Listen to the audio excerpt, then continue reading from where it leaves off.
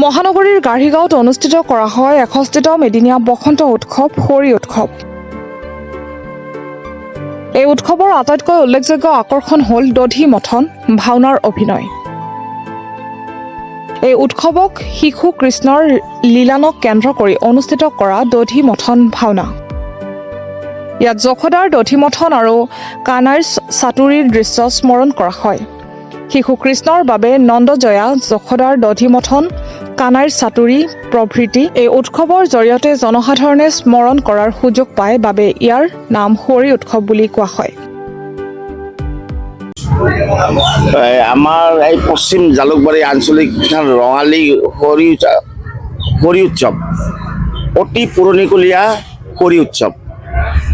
কথা হ'ল আমি বহুদিনৰে পৰা আমি বহুত কষ্ট স্বীকাৰ কৰি আছোঁ, কিন্তু আজিলৈ নিমন্ত্ৰণ কৰোঁ আমি চৰকাৰী পক্ষক কিন্তু কোনোদিন ভক্ষেপ কৰা নাই। আমি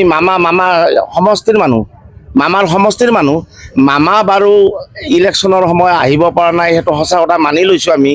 কিন্তু কথা হ'ল হেমন্ত চৌধুৰীকো মাতিলোঁ, আমি ৰিণিকী বাইদেউকো মাতিলোঁ, মামীয়ে ক'ব লাগে আচলতে, কিন্তু আমাৰ ফালে এবাৰো ফিৰি নাচালে। সেইটো কাৰণে আজি বহুত দুখিত। কি কাৰণত আহিব নোৱাৰিলে আমি গমো নাপালোঁ আচলতে, তাৰ কাৰণে বহুত দুখিত। আমাৰ বহুত পুৰণিকলীয়া বস্তু এইটো। ৰাইজ বহুত কষ্ট কৰি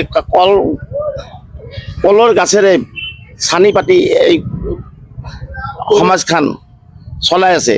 হৰি উৎসৱ যিটো দধি মন্থন বুলি কয়, এইটো কৃষ্ণৰ এইটো মানৱ পূজা কয় আচলতে। কৃষ্ণৰ শিশুলীলা অৱস্থাৰ পৰা যিটো হেৰি কৰি আহিছে, সেইটো সঁচাকৈ মানিবলগীয়া। বহুত মানুহে ফল পাইছে, অতীজৰ পৰাই ফল পাইছে। গতিকে এইখনৰ প্ৰতি বহুত মানুহ আগ্ৰহী হয়, কিন্তু আমাৰ চৰকাৰৰ পক্ষৰ পৰা আমি একো আজিলৈ সুফল নাপালোঁ। তাৰ কাৰণে মই দুখিত। এইখিনি মোৰ ক'ব। এই অনুষ্ঠানটো আমি ৰাতিপুৱা ঠিক 7 বজাৰ পৰা 9 বজাৰ ভিতৰত পতাকা উত্তোলন কৰিলোঁ।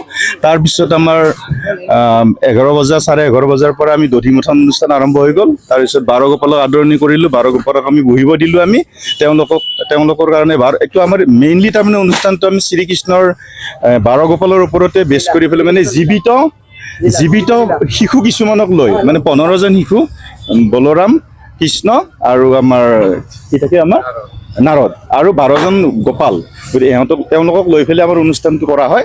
আৰু ঠিক 1 বজা 1:30 বজাৰ পৰা আমাৰ দধি মথন অনুষ্ঠানটো আৰম্ভ হৈছে আৰু 5 বজা 5:30 বজাৰ পৰা আমাৰ বাৰগোপালক বিদায় দিয়া হ'ল। আৰু এতিয়া আমাৰ সাংস্কৃতিক অনুষ্ঠানটো আৰম্ভ হ'ব। গুৱাহাটীৰ পৰা পূজা দাসৰ ৰিপৰ্ট, প্ৰাতঃটাইম ডিজিটেল। শদিয়াৰ পৰা ধুবুৰীলৈ, বৰাকৰ পৰা ব্ৰহ্মপুত্ৰলৈ সকলোৰে মাজত চিনাকি এটা নাম প্ৰাতঃটাইম।